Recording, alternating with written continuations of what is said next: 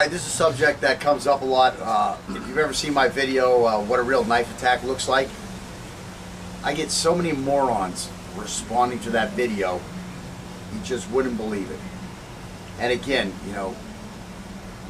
you go hit their little login name or whatever, their little screen name, and you go to their page, and it's full of freaking music videos and freaking video games, But they're going to tell you how to defend this knife attack.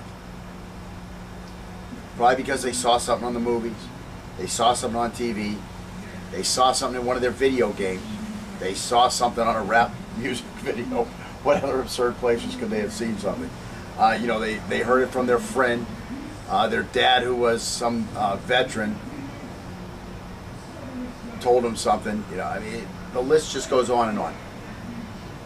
But the most absurd one, again, that I'm talking about is them telling me, just kick the guy. The guy's running at you, just kick him. It solves everything. Okay, so let's talk about a word on kicking while facing an armed threat. Okay, so we're going to go back to my Taekwondo days. My instructors taught me long ago, legs make great weapons because they are longer and stronger than arms. It's a good point. But that's it when it comes to kicking an armed assailant. That's the end of your argument. They're longer and stronger than arms. I can't come up with anything else good. Okay? So those are the advantages when considering using kicks to defend a knife attack. Unfortunately, these two advantages of kicking are greatly outnumbered by the disadvantages of kicking to defend a knife attack. So let's start with those. The first problem is that kicking proficiency requires a lot of training with competent instructors. So I had one guy tell me, just kick him like Anderson Silva kicked, what was the guy's name? Belt.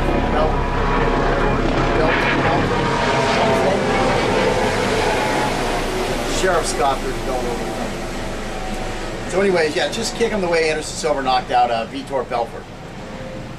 Okay, you're Anderson Silva? You have that level of skill? I mean, you are the greatest MMA fighter of all time? You're the greatest MMA fighter of all time. Go ahead. When the guy comes at you with a knife, put your little front kick in because you've had all this competent instruction from, what's the guy's name? The Kung Fu guy that does the movies. The big guy he has a show about, he's a sheriff. He's the guy with the long hair, he's got the ponytail. Oh, Steven Seagal. Steven Seagal. Steven Seagal is a guy that helped instruct him. Yeah. So first you have a very competent instructor. Yeah.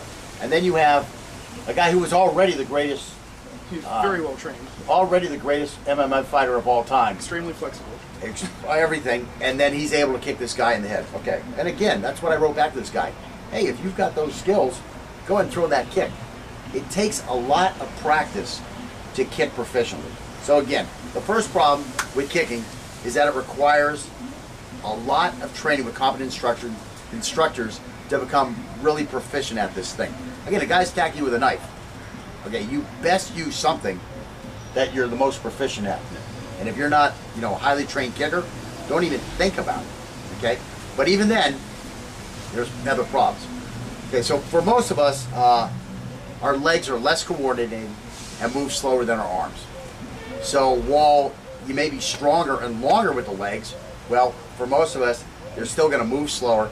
It's a long way to get them all the way from the ground up to the target, and they just aren't as coordinated. I mean, you don't sit here and write your name with your feet. It's pretty hard to do. I've never tried it. Take my word for it. I mean, I feel like an idiot instructing on something I don't have experience with. Right. But I can tell you this much. It probably would take me a long time to learn to write as good with my foot as I do with my hand, and do all these other things with my feet that I do with my hand. I know some guys out there, guys that don't have arms, or they have birth defects, or they have those little T-Rex arms. Nothing personal, I was just joking around a little bit here, because we're talking about the legs. So anyways, some people do get pretty coordinated with their legs, but I still don't think you can obtain as much coordination with the legs as you do with your arms. I just don't buy it. So again, your arms are closer to where the guy's knife is, and closer to where his head is, close to where his eyes are, the easy targets. and the stuff that you have to defend, and your arms are just closer. And again, they're probably going to move quicker, and they're going to move in a more coordinated manner. You're going to have more control over it. So again, for most of us, our legs just aren't the tool to use as coordinated as we can our hands and our arms. Okay, so again, now let's talk about kicking. How do you kick? Well, you either have to stand on one leg or jump in the air to kick. Okay, these can be very detrimental to your ability to maintain your balance. So that's critical too. I mean, you're in a fight. Do you want to maintain your balance, or do you want to do something that might cause you to not be able to maintain your balance? Well, I'd rather do whatever it is, tell me maintain my balance, especially when a guy has a knife in front of me and is trying to kill me. Okay, so third, when you extend your leg, this slower moving, less coordinated tool, when you extend your leg to kick the threat, your leg is moving into an area that the threat can reach with his knife. And your leg can easily be disabled if he gets that knife on your leg. We're not fighting in a vacuum. I mean, the threat is going to react to things that we do. And if this kick is coming at him, and again, you know, let's say we're not the most proficient, highly skilled kicker in the world, we're trying to bring this foot all the way from the ground all the way up to where this guy's knife is, which is being held by his arms, which move faster and are more coordinated than legs. Well, there's probably a good chance that he's going to use that knife to defend your leg. On the easily telegraphed bigger target. Right, and so even if he doesn't cut your leg during the kick itself, I mean, he can still cut your leg as it's being retracted, and now you've kicked him, let's say, in the stomach, and he's bending over, and boom, up there, well, guess what's bending over too? The knife is bending over, and boom, now that hits your leg, and it slices a big tendon right here on the front that keeps the toe from dragging on the ground, and now you're trying to continue to move. I mean, you got your guy all, you know, in trouble because he's bent over from the kick, trying to get his wind back and his wits back and all this type of stuff. But as you try to move forward, your toe drags on the ground because this area has been cut, and now you fall down in front of him. I mean, I'm exaggerating, but I mean, you know, you could easily be cut. And again, that could cause big problems. And why does it cause big problems? Because in knife fighting, mobility is a key factor, right? What do we do? We use we have 3 layers of defense, right?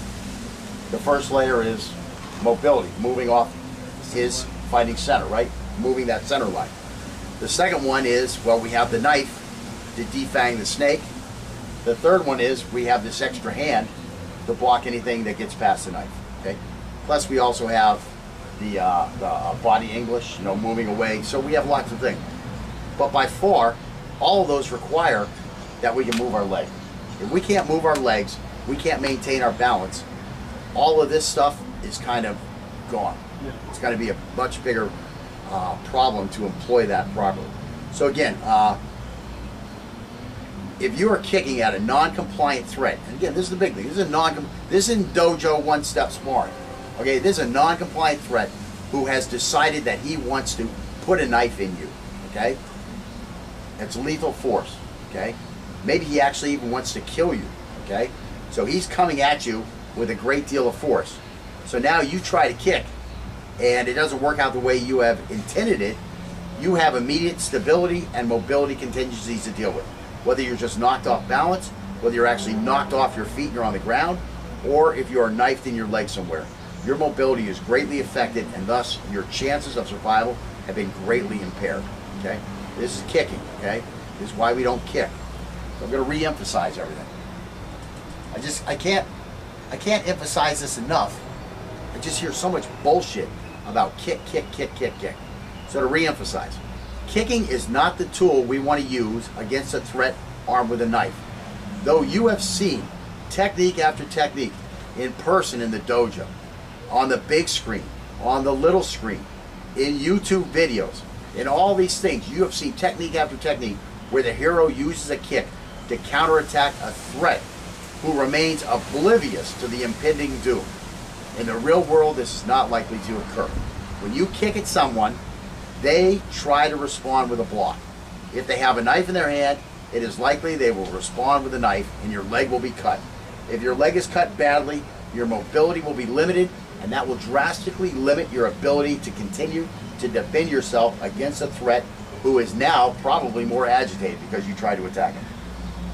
If your leg is not cut during your counterattack, your stability may easily be affected.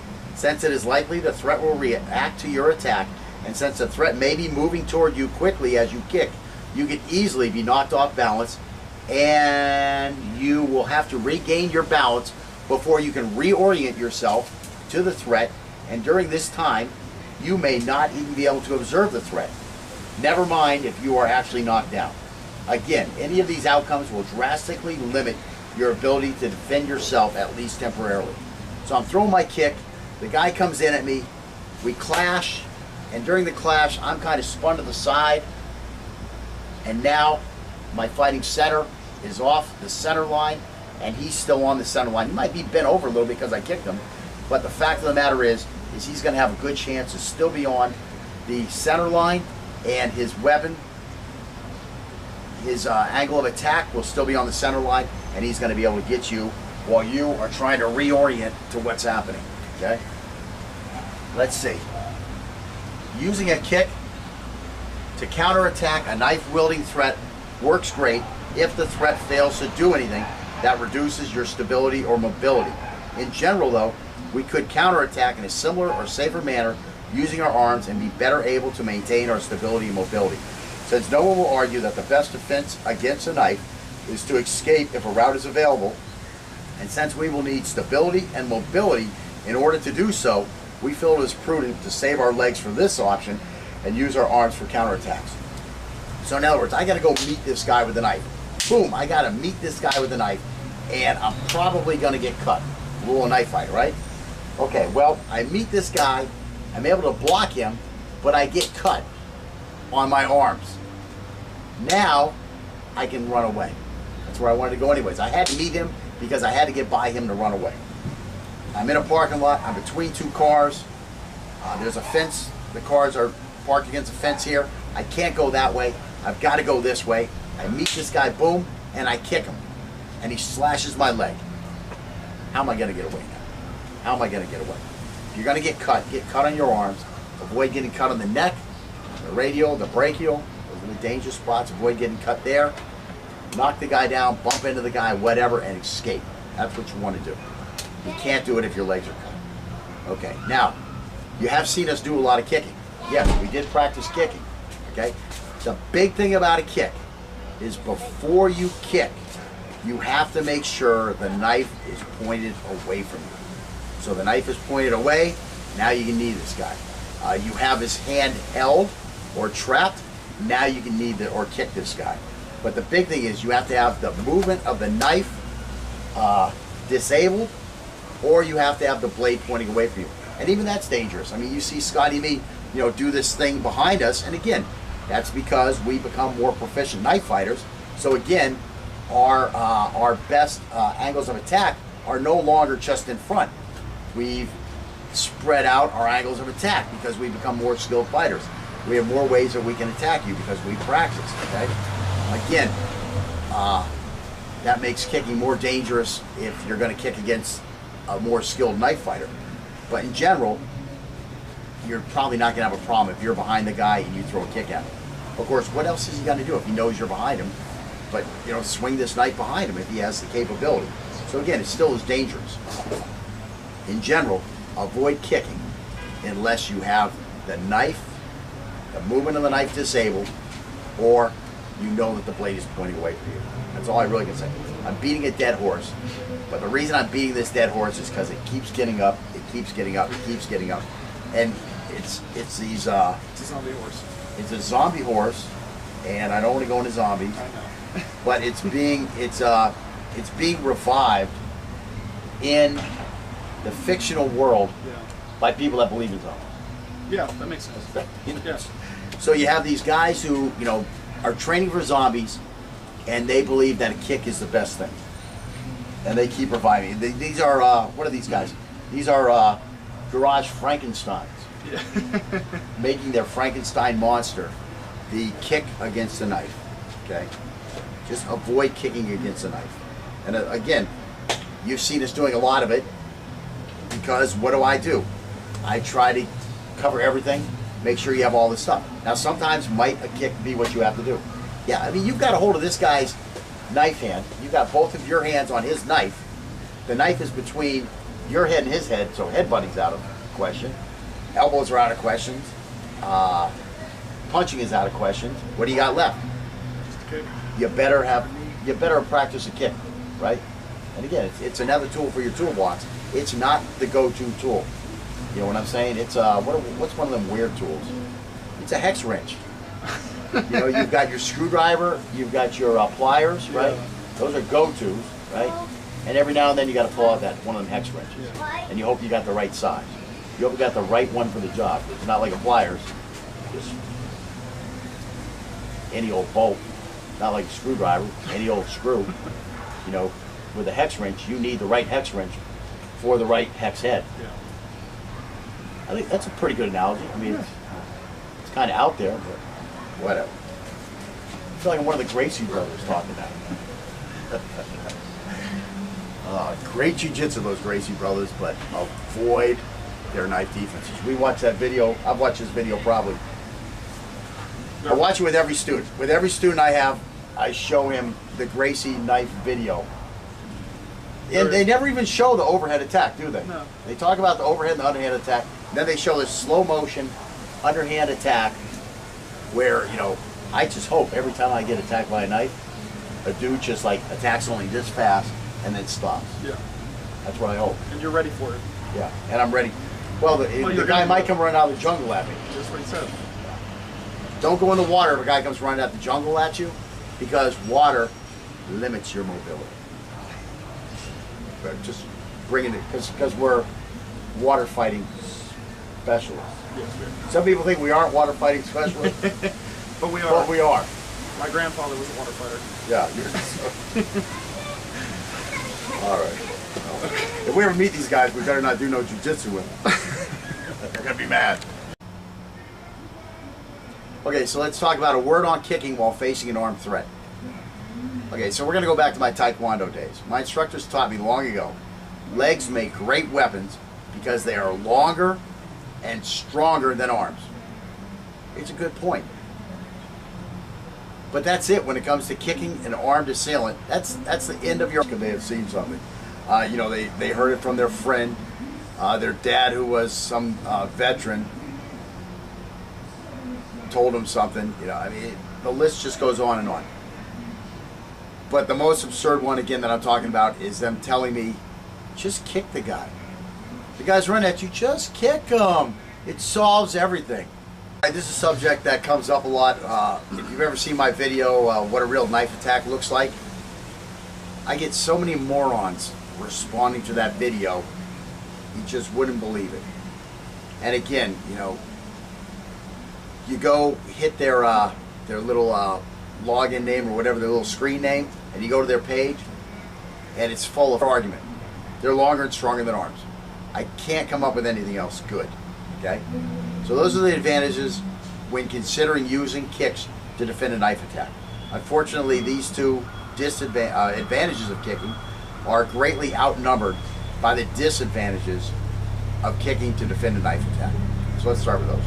The first, freaking music videos and freaking video games, you know. But they're going to tell you how to defend this knife attack. Probably because they saw something on the movies, they saw something on TV, they saw something in one of their video games, they saw something on a rap music video, what other absurd places.